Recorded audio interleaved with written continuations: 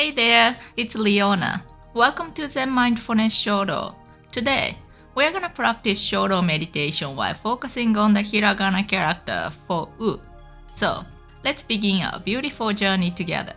When you write a character, imagine a square about the size of the character that you are gonna write like this. First, I'm gonna write it.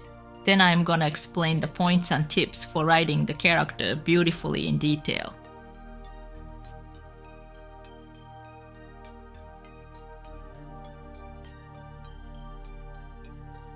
Now I will explain in detail. The first stroke starts from a point a bit higher than the middle of the top half of the middle vertical line.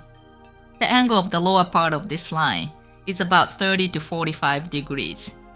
This stroke moves downward to the right while getting thicker.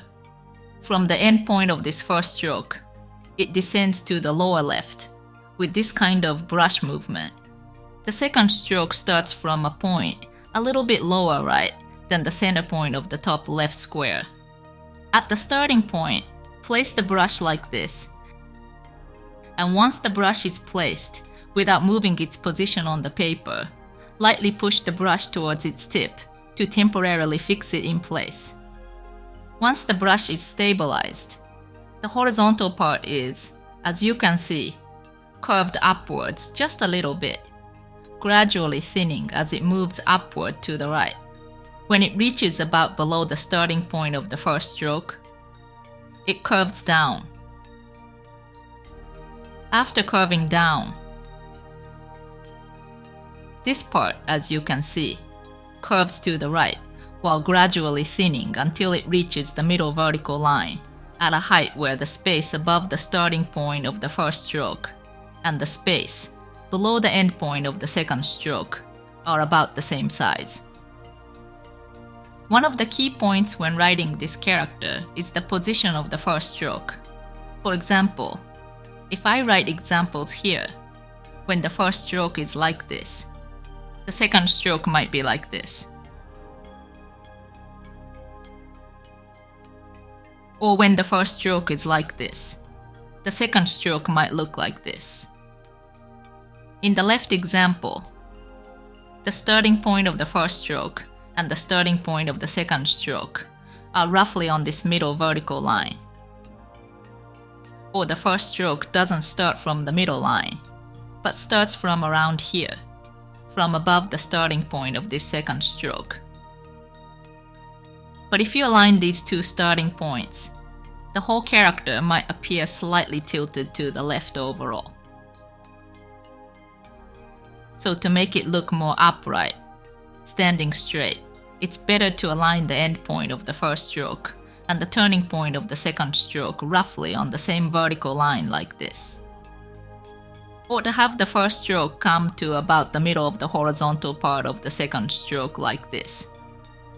Compared to the shape of this character with aligned starting points, it might look more upright.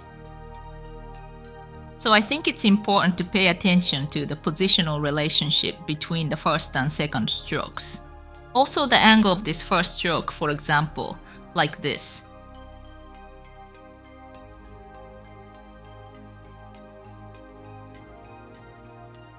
I don't think many people write it like this, but as extreme examples, the first stroke might look like these. Obviously, this is at an angle close to the middle horizontal line, so it looks almost horizontal.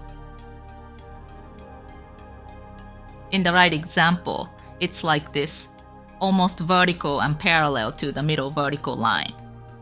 Rather than creating like this, tilting it at an angle of about 30 to 45 degrees might look better balanced with the second stroke.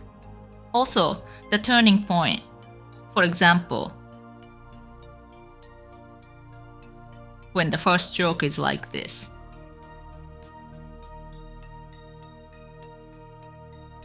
The second stroke. I'm writing quite an extreme example for clarity. Might be like this. Oops, it shifted a bit. Like this, I don't think many people would turn this part so sharply. But if you turn it sharply like this, or turn it quite roundly like this, The left example doesn't seem to express the curved beauty characteristic of hiragana well. And the right example looks a bit too round and childish. It looks cute. But if you want to write this character with a more adult elegant image, it might look more beautiful if you can turn this part without turning too sharply like this, and without turning too roundly like this, but with just the right amount of roundness in between. Also, I think the ratio of the length of the horizontal part to the vertical part of the second stroke is important. For example, when the first stroke is here, if the second stroke is like this. Again, I'm writing quite an extreme example for clarity. If you write it so that the length of this horizontal part and the length of this diagonal part appear almost the same, the whole character will look like this. But if you draw it so that the vertical part, or rather the diagonal part, this part looks longer than the horizontal part, the entire character might appear slimmer and give a cleaner impression of this hiragana character than drawing it so that the horizontal part and the diagonal part look about the same length. This is also a matter of preference. So if you prefer the shape of this character that's not so tall, and where the horizontal part and the diagonal part look about the same length, like this, that's perfectly fine to write that way. But I think the impression you get changes a bit, depending on the ratio of the horizontal and diagonal parts of the second stroke. Also, the position of the end point of the second stroke. For example, when the first stroke is like this. If this is the middle vertical line,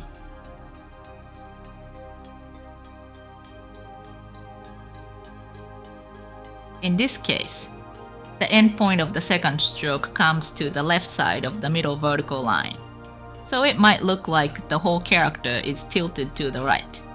If you want to make the whole character appear more upright and standing straight up, you might want to practice scooping the second stroke until it ends around or near this middle vertical line.